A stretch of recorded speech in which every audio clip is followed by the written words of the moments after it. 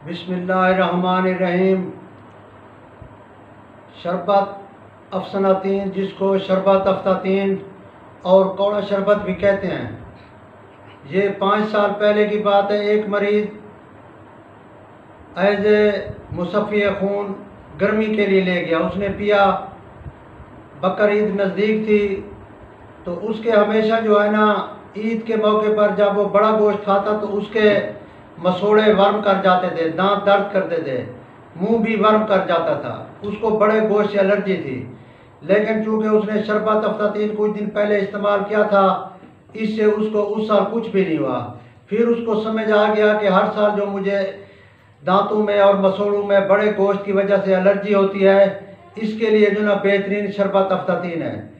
वो जो है ना हर साल वैसे भी इस्तेमाल करता है, ईद के मौके पर तो वैसे भी करता है। आज चूँकि यकम जुलाई और यकम जिलहज्जा है, आज फिर वो आ गया बोतल लेने। मुझे भी उसकी माजी की बात याद आ गई। उसने भी यही कहा कि अब मैं शुरू कर रहा हूँ, इसलिए कि ईद के मौके पर यकीनी बात है हमने बीफ बड़ा गोश्त तो खाना ही है ना, इससे मुझे एलर्जी नहीं होती, दांतों में दर्द नहीं होता, दांतों में वर्म नहीं होता।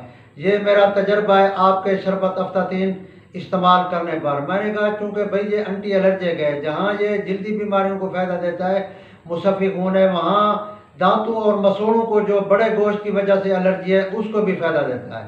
तो उसको मैंने तरकीब इस्तेमाल बताया। उसने कहा नहीं, मेरी तरकीब इस्तेमाल हकीम साहब अपनी है। मैंने कहा ठीक है, देसी दवाई है। मैं जो है ना सुबह निहार हूँ और ईद के दिन तो जो है ना मैं सुबह की नमाज से पहले ही पी लेता हूँ, थोड़ा नमक मिला लेता हूँ अफ्तातीन के शरबत में, फिर दिन को भी पीता हूँ।